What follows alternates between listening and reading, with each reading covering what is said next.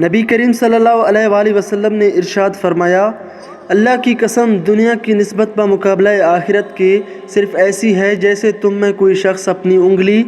دریا میں ڈالے پھر دیکھے کہ کتنا پانی لے کر واپس آتی ہے۔ اس پانی کو جو نسبت دریا سے ہے وہ نسبت دنیا کو آخرت سے ہے۔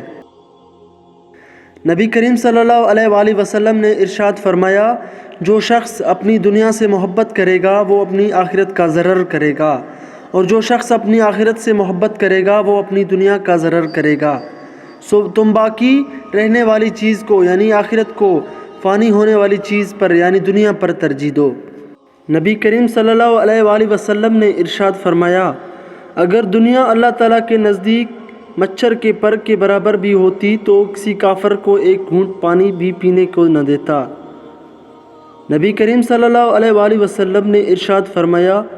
اگر دو بھوکے بھیڑیے بکریوں کے گلے میں چھوڑ دیے جائیں وہ بکریوں کو اتنا تباہ کریں گی جتنا انسان کے دین کو مال اور بڑائی کی محبت تباہ کرتی ہے۔ نبی کریم صلی اللہ علیہ وآلہ وسلم نے ارشاد فرمایا، جو شخص 10 آدمیوں پر حکومت رکھتا ہو وہ قیامت کے دن ایسی حالت میں حاضر کیا جائے گا کہ اس کی مشقیں کسی ہوں گی، یہاں تک کہ یا تو اس کا انصاف جو دنیا میں کیا ہوگا اس کی مشقیں کھلوا دے گا، اور یا بے انصافی جو اس نے دنیا میں کی ہوگی اس کو ہلاکت میں ڈال دے گی۔ نبی کریم صلی اللہ علیہ وآلہ وسلم نے ارشاد فرمایا، رسول صلی اللہ علیہ وآلہ وسلم ایک چٹائی پر سوئے پھر اٹھے تو آپ کے بدن مبارک میں چٹائی کا نشان ہو گیا تھا۔ حضرت ابن مسعود رضی اللہ تعالیٰ عنہ نے عرض کیا، یا رسول اللہ، آپ ہم کو اجازت دیجئے کہ ہم آپ کے لیے بستر بچھا دیں اور بستر بنا دیں۔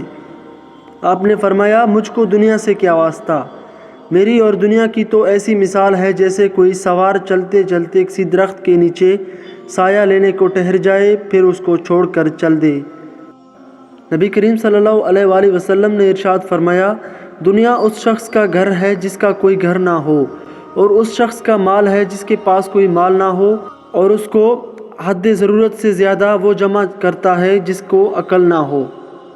نبی کریم صلی اللہ علیہ وآلہ وسلم نے ارشاد فرمایا،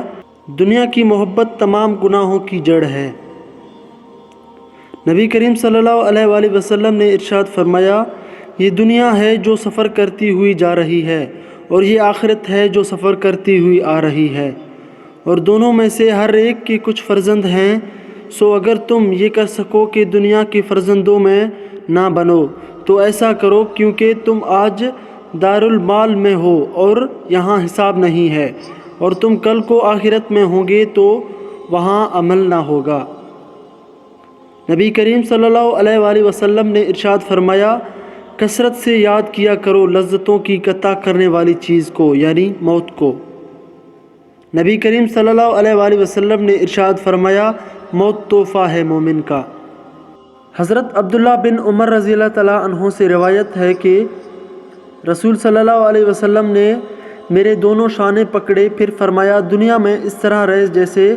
گویا تو پردیسی ہے، جس کا قیام پردیس میں عارضی ہوتا ہے اس لیے اسے دل نہیں لگاتا،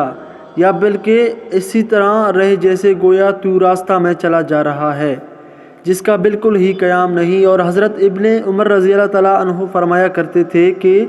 جب شام کا وقت آئے تو صبح کے وقت کا انتظار مت کرو، اور جب صبح کا وقت آئے تو شام کا انتظار مت کرو۔ مزید اچھی ویڈیوز کے لیے ہمارے چینل کو سبسکرائب کریں اور ساتھ ہی ساتھ بیل آئیکن کو پریس کریں تاکہ مزید آنے والی ویڈیوز آپ تک پہنچ سکیں۔ شکریہ، اللہ حافظ۔